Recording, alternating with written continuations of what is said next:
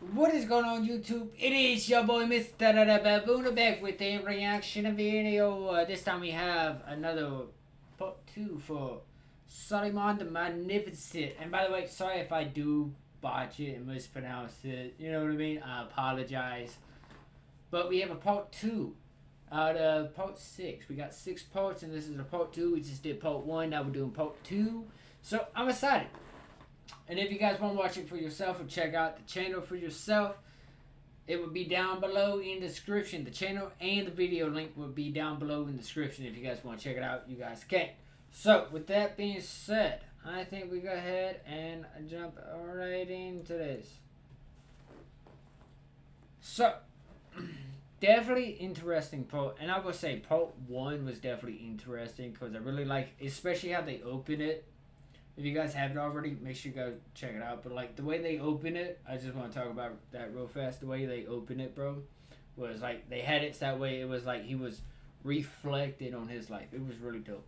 So that's amazing. I just wanted to touch up on that. I forgot to mention that in the part 1 video. But let's get into this. First, like full screen.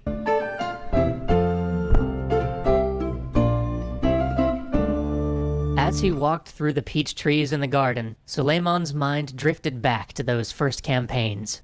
The murder of his messenger to Hungary had presented him with the opportunity to avenge the ancient... It's kind of like a setup as a flashback in a way, and that's kind of... And I really like that. I really do like that. I think that's amazing, bro. ...shame of Mehmed II's flight from Belgrade. And if Belgrade could be his, then the roads to Vienna and Buda would be open. His legacy would be an Ottoman Europe.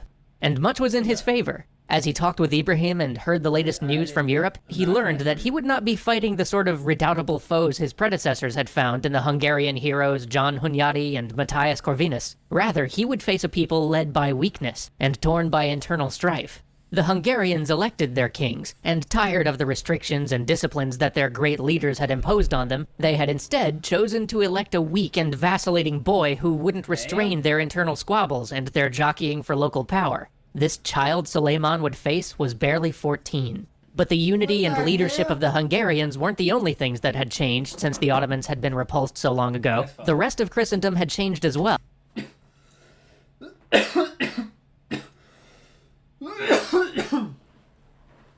Bro, real fast. The people they're going against, it sounds like they put him in charge. That way you didn't take away their power or question them or anything. That is very fucked. I'm gonna point that out. That is very fucked up.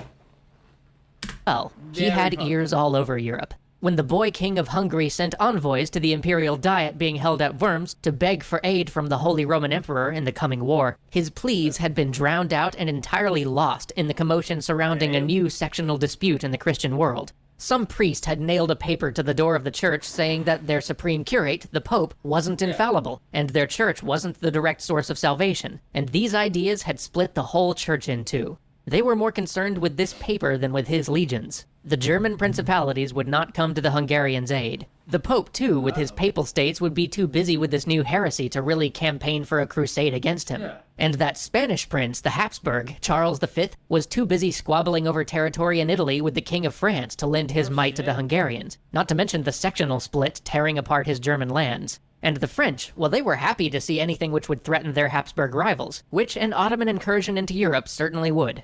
This just left that most serene republic, Venice. They were the last hope for the Hungarian boy king, but Suleiman knew their weakness. He had offered them a trade treaty too valuable for them to ever jeopardize by opposing him in war. The Hungarian child would stand alone. But even so, Suleiman would not underestimate him. All winter he planned. With the help of Ibrahim and other advisors, they worked out logistics, gathered troops from around the empire, and mapped routes for separate armies to meet up. Nothing would be left to chance for his first grand conquest. Finally, the day came. He remembered that crisp February morning, the spectacle of thousands of silk-clad cavalrymen and dour janissaries marching down the streets of Istanbul. Who wouldn't be awed by such a sight? Why are they called dippers? Oh, okay. Okay, I got it. At PetSmart Kitchen, we're sharing helpful hacks to make your dog's mealtime extra special. Yeah, the ad that just pretty sure this one we They can swiftly get. Nice. traveled north, army after army meeting his Okay. force, streams of troops becoming a river, rivers becoming a torrent to wipe away Belgrade. His Grand Vizier reached the city before him, but it wasn't until his mighty cannon arrived that the siege could begin in earnest. For weeks, the great guns pounded the walls of Belgrade, but even they had little effect. Treachery was his next option, as a traitor told him how he could undermine the great tower of the fortress. But still, the garrison defied him. Then, one day, he got a message from the Orthodox Serbian contingent of the garrison. They loathed serving alongside the Catholic Hungarians more than they feared the prospect of being under Islamic Ottoman rule. If he would spare their lives, they would turn the fortress over to him. He eagerly agreed. And he was a man of his word. He had them resettled near Istanbul.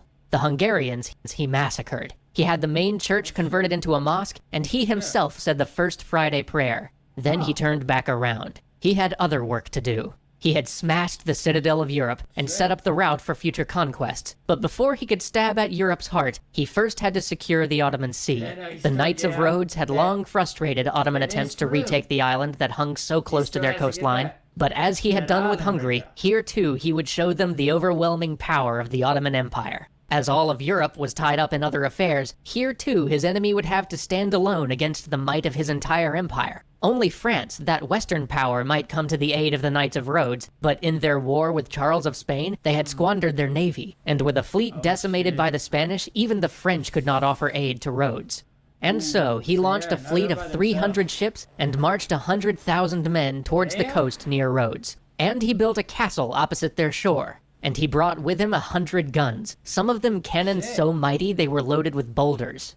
And then, as the law demanded, he wrote a letter to the Grand Master of Rhodes, offering him and all his people safety if they were simply to surrender. The offer was refused, as he knew it would be, and so the siege began.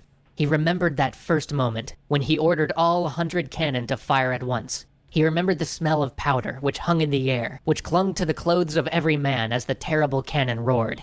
Day after day his cannons raked the fortress, and daily they assaulted the walls, but daily his men were turned back. His rage grew.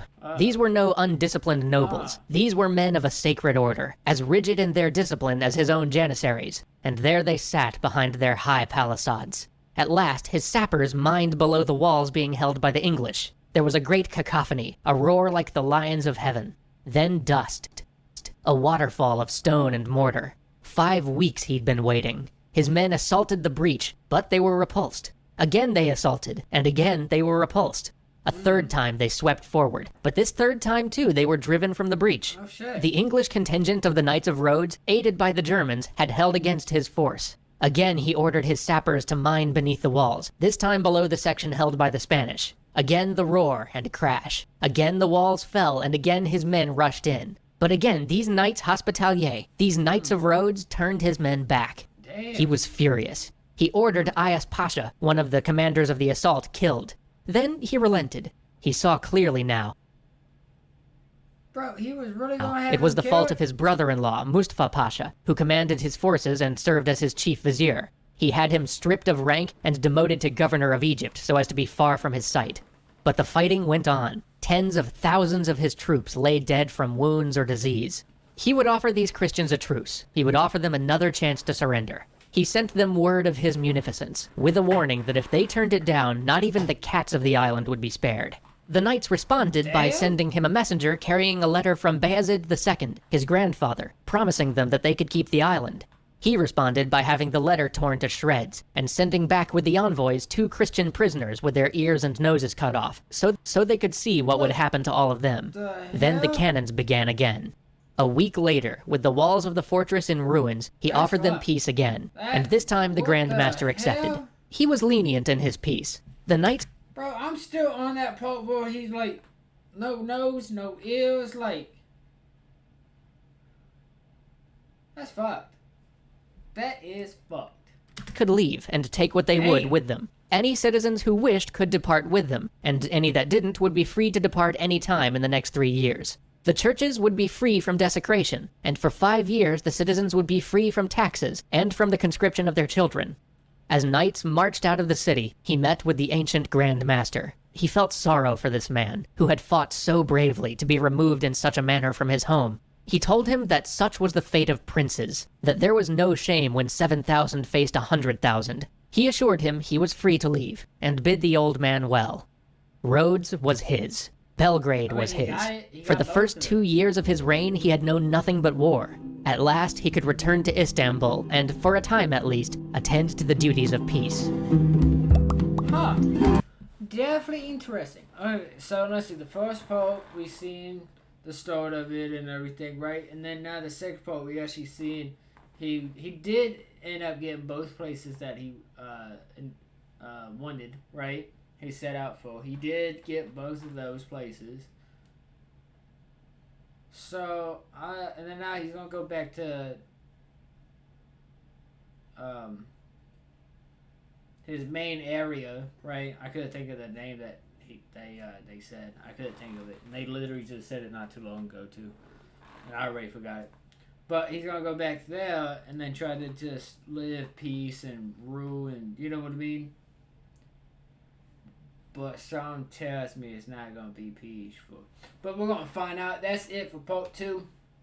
Hopefully you guys did enjoy. Make sure you guys do check the description down below. I got the video and the channel link down below in the description. If you guys want to check it out, you guys can. I think that is it for this video. Hopefully you guys did enjoy.